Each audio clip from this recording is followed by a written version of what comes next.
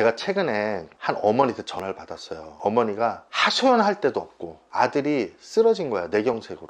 국제결혼을 한다고 베트남 가서 여자를 만났는데 잘못된 업체를 만나신 거야. 그래서 가서 결혼이라는 걸 자기는 했는데 그 다음에 벌어진 일들은 너무 힘든 일이 있어서 이 신랑님이 스트레스 받다가 뇌경색으로 쓰러져서 병원에 입원을 해서 퇴원해서 집에 누워있는데 어머니가 너무 마음이 아픈 거야. 근데 이 어머니가 저한테 이런 말을 했어요. 그래도 또 결혼시키고 싶으신 거야. 점점 이제 나아지고 있으니까. 근데 어머니가 돈이 없는 거야. 어머니 마음이 그래요.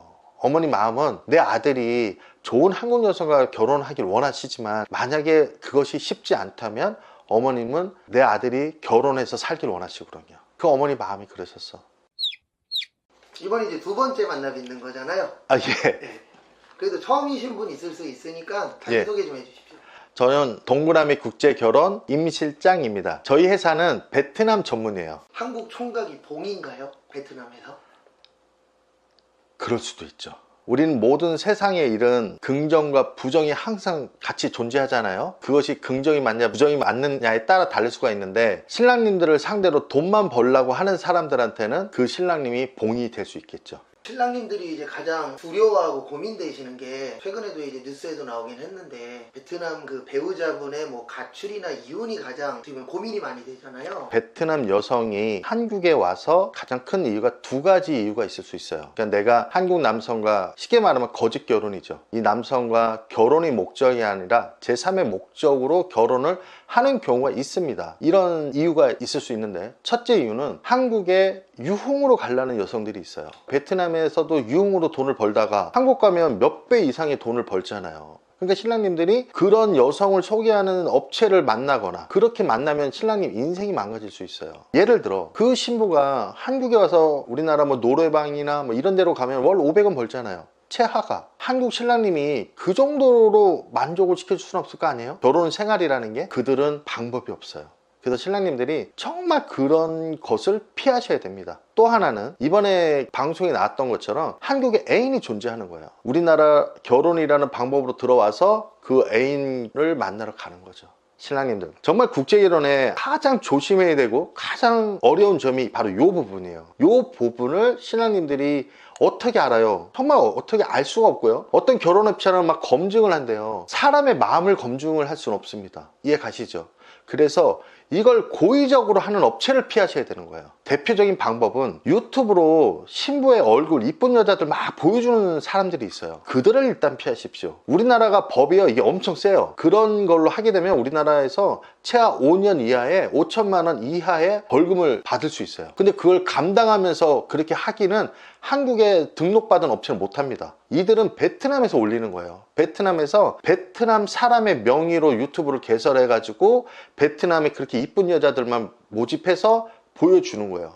이것도 두 가지로 나눠져요. 화상통화만 해주는 애들, 얘네들은 미모가 되죠. 미모가 돼서 신랑님들을 베트남 오게 해주는 역할만 해주고요. 어떤 신랑님들 그래요. 갔더니 못 만났다고. 그들은 잠을 자거나 결혼을 해주는 여자들은 아니에요. 그들은 화상통화만 해주는 거고, 베트남은 실제로 결혼해주는 여자들이 있어요. 남자들이 결혼도 하고 같이 부부관계도 해야 남성들이 이제 믿을 거 아니에요. 그런 사람들을 꼭 피하셔야 됩니다. 그런 분들하고 뭐 결혼을 해서 한국으로 들어오잖아요. 예. 뭐 그런 분들 아니어도 베트남 분들이 한국 분들하고 결혼 생활을 하다가 예. 이혼하는 이유가 어떤 게 있나요? 그냥 이건 순수하게 제가 느낀 점만 얘기해 볼게요. 제가 들은 얘기가 우리나라의 이혼율이 26%라고 들었어요. 베트남 여성과의 이혼율이. 제가 느끼는 것은 베트남 여성들, 그러니까 신부님들이 한국 남성과 결혼하는 분들 중에 저는 10명에 1명은 제3의 목적이 있다고 봐요. 신부가 10명이면 9명은 제3의 목적이 아니라 결혼의 목적을 두고는 있어요. 그런데 1명 정도는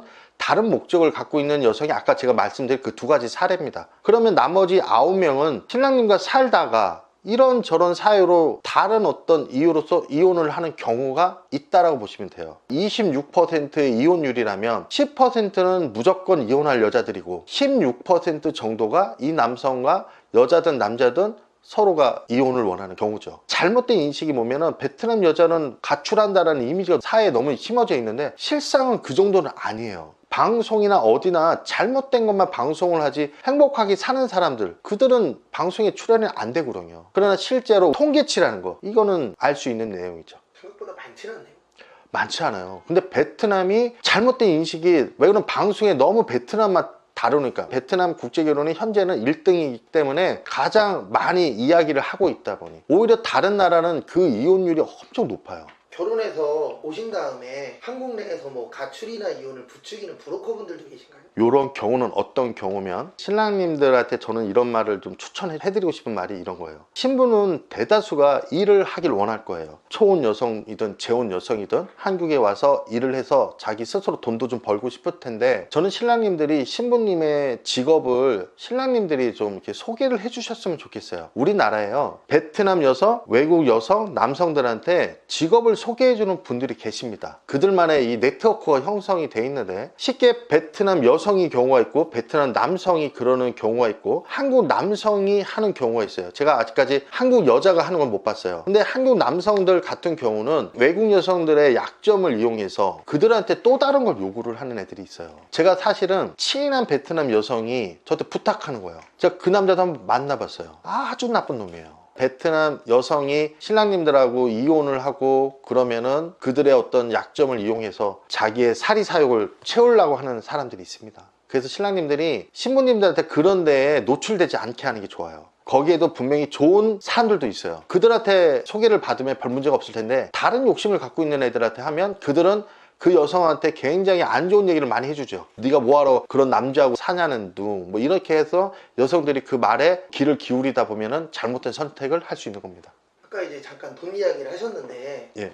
베트남에서 그러면 한 달 월급이 어느 정도 되나요? 공장에서 일을 하는 경우가 보통 35만 원 전후로 받고 있다고 생각하시면 돼요. 베트남도 우리나라처럼 노동법이라는 게 있어서요, 잔업을 3시간 이상 못 해요. 근데 이것도 대도시냐 소도시에는 또 달라져요. 그냥 딱 한 가지로 말할 수는 없지만 그래도 그냥 근사치적으로 얘기를 해준다 그러면, 보통 일반 우리 공장에서 일하는 분들이 35만 원 선도 받고 있는 거고, 예를 들어 한 50만 원 정도 받고 있으면 그래도 좀 나름대로 받고 있는 거고, 80만 원 정도면 괜찮게 받고 있다, 그렇게 생각하시면 돼요. 장사하는 사람들은 또 달라요. 장사가 잘 되면 그 이상의 돈을, 그래서 베트남은 직장인보다는 장사하시는 분들이 돈은 더 잘 벌고 있어요. 우리가 초혼인 여성이 국제결혼을 선택하는 이유와 재혼인 여성이 선택하는 이유가 좀 다른 면은 있습니다. 초혼들은요, 본인이 결정하기보다는 부모님이 아마 이야기했을 확률이 높아요. 우리가 20살, 21에 내가 굳이 외국 나가서 외국 남자와 결혼을 해야 될까를 스스로 선택,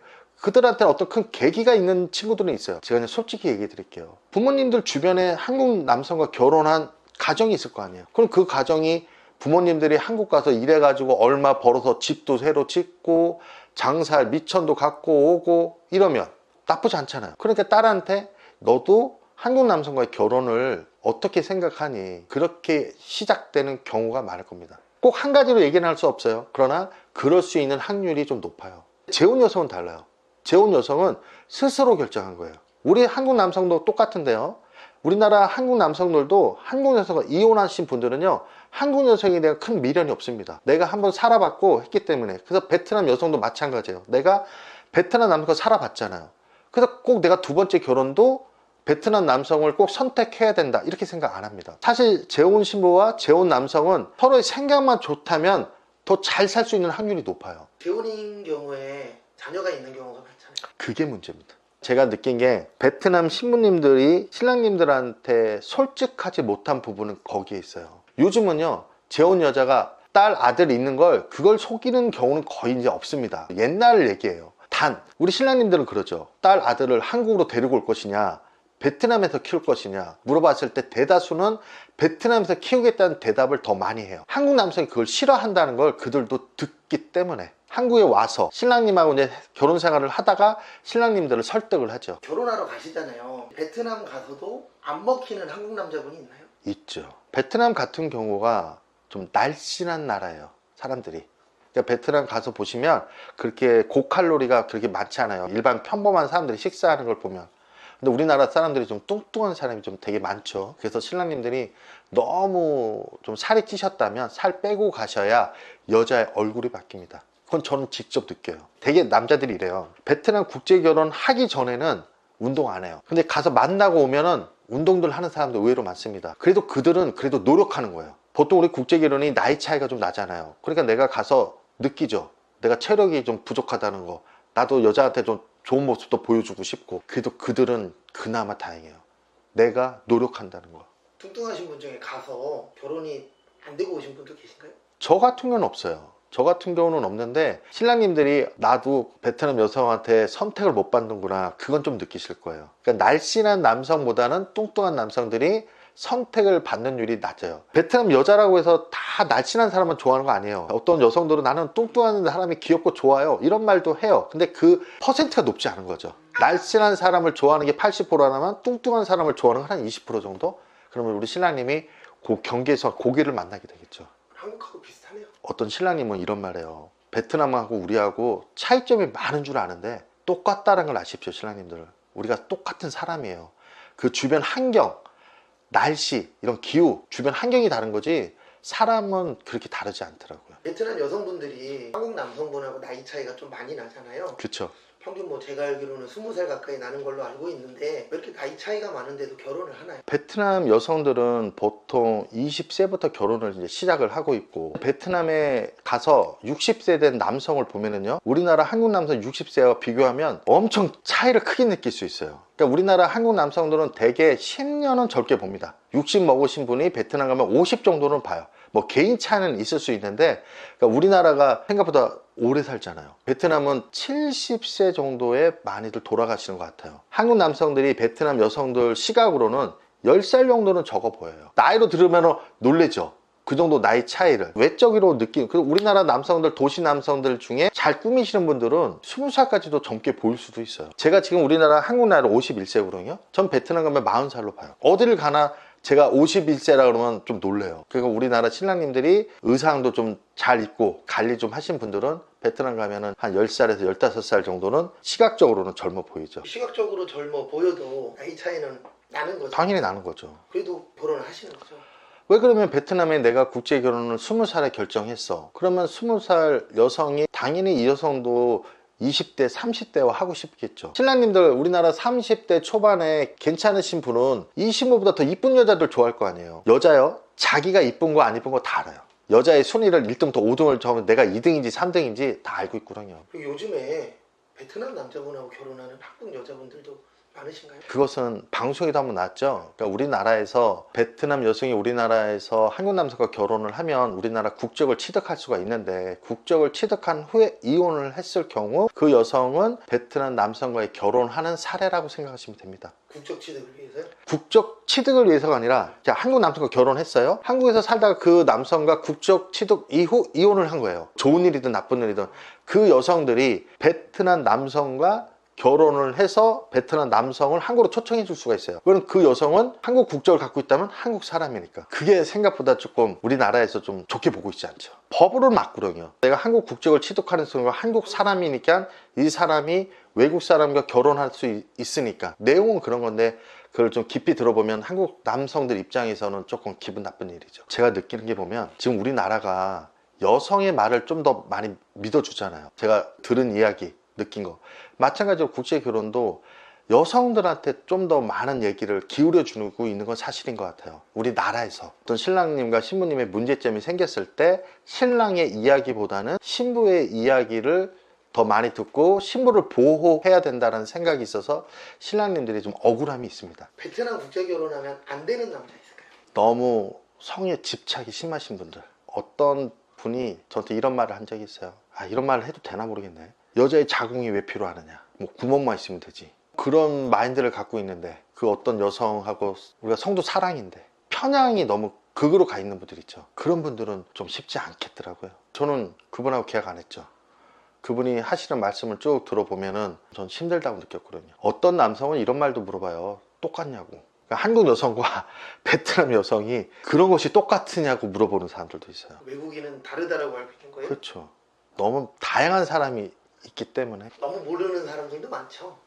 국제 결혼이 왜 힘든 줄 아세요? 한국 남성들이 연애 잘하는 남성보다는 연애를 못 해본 분들이 많아요. 재혼 남성들은 그나마 가능해요. 재혼 남성들은 한국 여성의 경험이 있다 보니까 여성이 무엇을 좋아하는지 어느 정도 아세요. 초혼 남성들은 여자를 잘 몰라요. 그래서 내가 이 여자한테 어떻게 해줬을 때 좋은지도 눈치가 부족하죠. 어느덧 우리 결혼회사가 주업은 신랑 신부를 만나게 해주는데 연애 상담사 역할을 더 많이 하는 것 같아요. 솔직히 우리 그런 말 있잖아요. 연애 경험 많은 사람들이 잘 산다고. 왜 그러면 여성이 원하는 것을 알고 있기 때문에. 국제 결혼이 언어적인 문제도 있고 여러 가지 문제가 있어서 쉽지 않은데 제가 가장 중요시 보는 건 노력이에요. 신랑님들이 나는 누워있을 때 네가 알아서 다 알아, 이게 되겠어요?